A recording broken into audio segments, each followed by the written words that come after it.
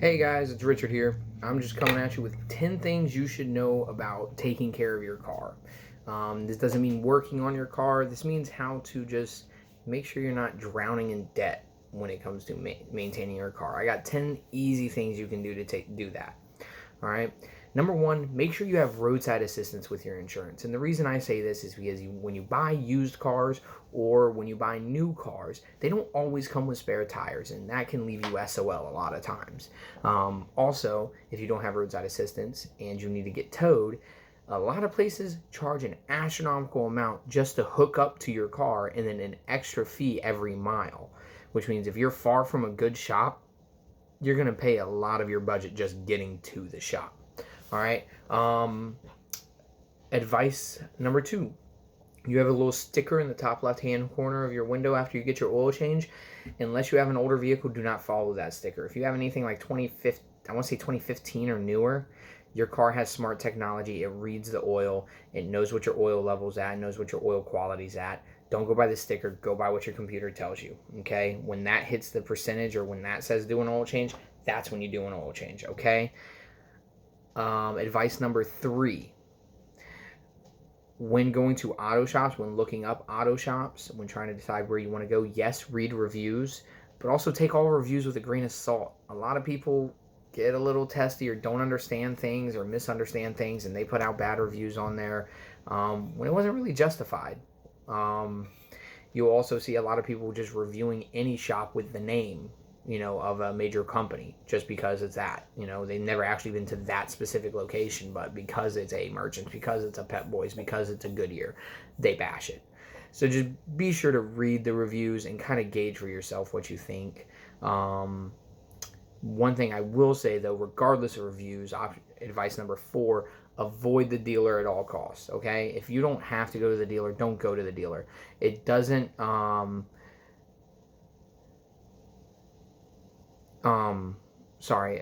it doesn't matter what the dealer says. Your warranty's never voided. Okay, your warranty's never voided by going to another shop unless that shop does shit work. And at that point, it's on that shop, okay? Getting your oil changed, getting your tires rotated, getting regular maintenance from other shops is not going to void your warranty. You don't need to go to the dealer. The dealer charges more than anyone else unless you have a service package when you bought the car, okay? Now, when you go to these other shops, advice number five, when you're going to all these other shops, find places with lifetime alignments and buy the lifetime alignment, okay? You should be aligning your vehicle every year anyways. No matter where you live, the minimum is every year, okay? I understand not everybody gets that done, but if you get a lifetime alignment, you can get every other oil change, every couple of oil changes, get that alignment done, all right? It'll guarantee your tires will last longer and it's better for your vehicle. Number six, advice number six, tires matter. Okay, tires can change how your vehicle rides. It can change the drive quality. It can change the performance. It can change how it handles in wet weather conditions or snowy conditions. Tires matter. Take your time. Do some research on some tires. Make sure you're talking to the right people about tires. A tire is not a thing. It's what people used to believe. If you go in there and you ask for the cheapest quality tire, you're never going to be really happy with your vehicle. Tires matter, okay? Do a little bit of research and learn about tires. Sticking on the topic of tires, advice number seven is make sure you're rotating your tires properly. When you go to shops, ask them to rotate your tires properly. Tell them you don't want just front to back. So unless you have directional tires, every auto shop just takes your tires from the front, moves them to the back, tires from the back, moves them to the front. That's not the way it should be done.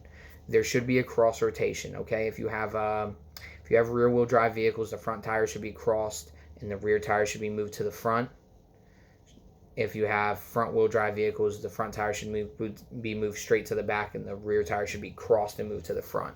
If you have an all-wheel drive vehicle, I recommend X rotations where all the tires are crossed, the front tires are crossed and moved to the back, and the rear tires are crossed and moved to the back or to the front.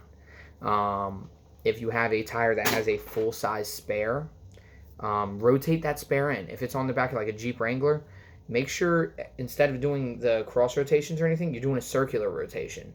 and the one tire ends up in that spare spot, and that spare tire ends up down on the car every rotation. So that way you're evenly wearing those tires, because if you end up having a blowout situation and your spares twice the size of your regular tires, it's going to cause a pulling sensation. It's going to be unpleasant.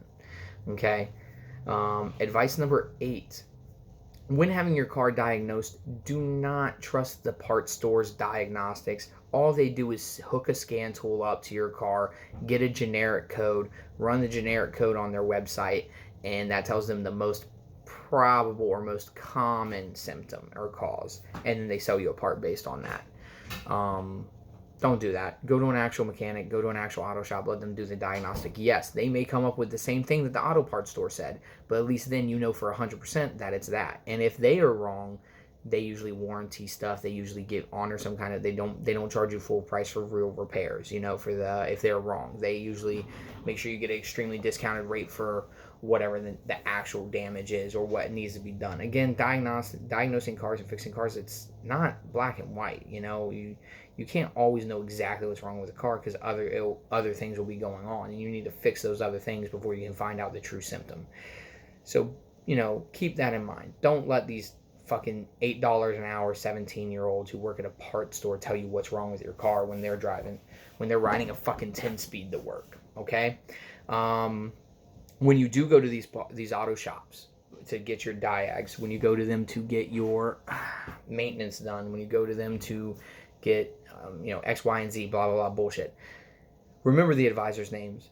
Advisors get paid commissions. When you do reviews, dropping the advisors' names can get them promotions, recognition, and get them better customers. And it also tells people, hey, this guy was good, go to him. Or if they're shit, they know to avoid them. And the management knows what advisors to talk to. Okay. Make sure if you go in there and you find someone you like, you keep going to them. And also, do not stand at the counter and talk to them all day. They have to keep customer count high. They have to keep moving on. The longer they're spending talking to you, shooting the shit, the less money they're making. Yeah, if they're slow, or if they want to socialize, or if you can socialize a little bit, but if they got people coming in the door, if the phones are ringing and you're no longer talking about your car, move on. Go to the lobby. Go get a coffee. Go fuck off. Let them do their job, because now you're hindering their ability to make money. Because again, most advisors are paid commission. They're not paid regular hourly. They're kind of like a waitress. They do get an hourly wage, but it's not always good. Or sometimes they don't even get an hourly wage. They're straight commission. Okay? That's a big deal. So don't waste their time. All right? Now, when you are done with the service and you leave, keep all your receipts for every service you ever have done.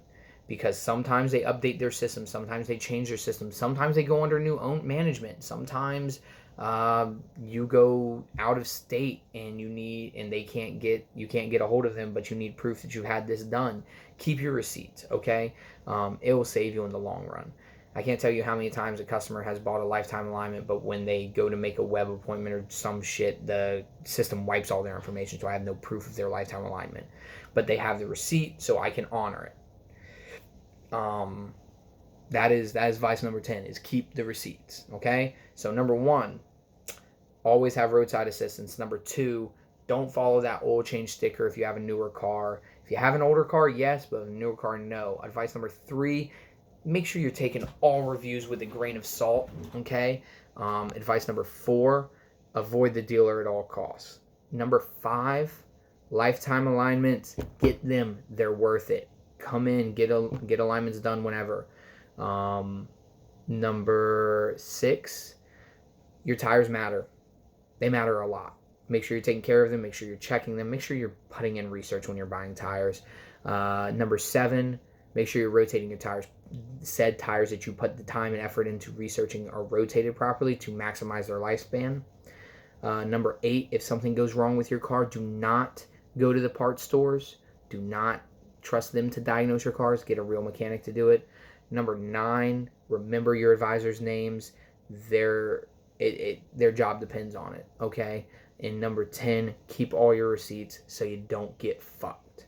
That's been 10 helpful tips about making sure taking care of your car isn't breaking your bank or ruining your life. Over and out.